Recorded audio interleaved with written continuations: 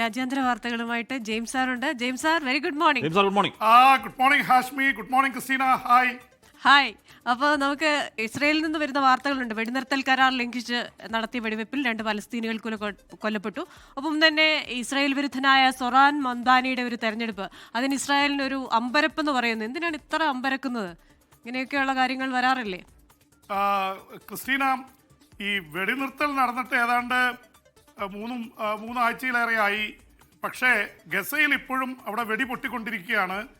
എന്ന് മാത്രമല്ല, ഇസ്രായേൽ സേന നടത്തിയ വെടിവെപ്പിൽ 2 പലസ്തീനികൾ കൂടി കൊല്ലപ്പെട്ടു എന്ന വാർത്ത വരുന്നു.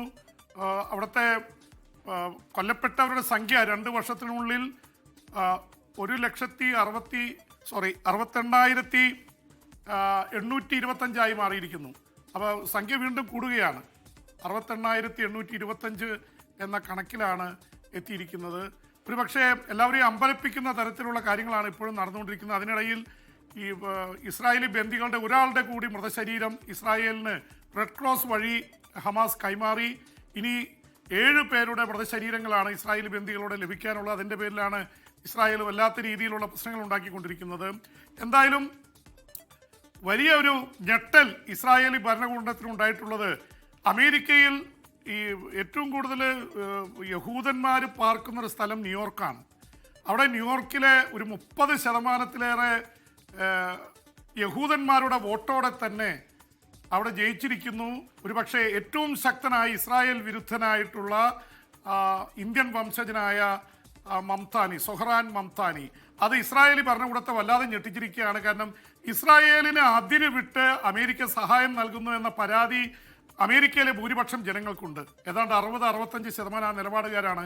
നേരത്തെ ഇസ്രായേലിന് പിന്തുണ പ്രഖ്യാപിച്ചിരുന്നവർ അവിടുത്തെ മനുഷ്യക്കുരുതിയെ തുടർന്ന് അമേരിക്കയിലെ പൊതുസമൂഹം, അത് വെള്ളക്കാരെന്നോ കറുത്ത വംശജരെന്നോ ഏഷ്യനെന്നോ വ്യത്യാസമില്ല, അവർ പ്രത്യേകിച്ച് യങ്സ്റ്റേഴ്സ്, ചെറുപ്പക്കാർ മുഴുവൻ അതിനെതിരെ തിരിഞ്ഞിരിക്കുന്നു. അതിൻ്റെ ഒരു ഇതും കൂടിയാണ് മംതാനിയുടെ വിജയം കാണിക്കുന്നത്. അവിടുത്തെ ലോക്കൽ ഇഷ്യൂസ് ഉണ്ട്. ഇസ്രായേൽ ഇപ്പോൾ സമാധാനിക്കുന്നത് പറഞ്ഞുകൊണ്ടാണ്. ഇസ്രായേൽ പ്രശ്നമല്ല അവിടെ ചർച്ച ചെയ്തത് അവിടെ ബസ്സിൽ പോവാൻ സൗജന്യമായിട്ട് കൊണ്ടുപോകാമെന്ന് പറഞ്ഞിരിക്കുന്നു മംതാനി. എന്ന് മാത്രമല്ല, അവിടെ വിലക്കയറ്റ അതീവ രൂക്ഷമാണ്. മറ്റു തരത്തിലുള്ള ഒരുപാട് ലോക്കൽ ഇഷ്യൂ, ട്രാൻസ്പോർട്ടേഷൻ അടക്കം, വീടിൻ്റെ പ്രശ്നം, ഇതിലാണ് ഇങ്ങനെ ഒരു വോട്ട് വന്നിരിക്കുന്നതെന്നാണ് പറയുന്നത്. എന്തായാലും ഇതിനിടയിൽ നടന്നിരിക്കുന്ന ഒരു പ്രധാനപ്പെട്ട കാര്യം ക്രിസ്റ്റീന, ഹാഷ്മി, അത് അന്താരാഷ്ട്ര മാധ്യമ സംഘത്തെ ഇതാദ്യമായി ഗസയുടെ അതിർത്തികളിൽ കൊണ്ടുപോയി. അത് ഇസ്രായേലിൻ്റെ കൺട്രോളിൽ, ഇസ്രായേൽ ഇപ്പോഴും സേന ഗസയിൽ നിൽക്കുകയാണ്.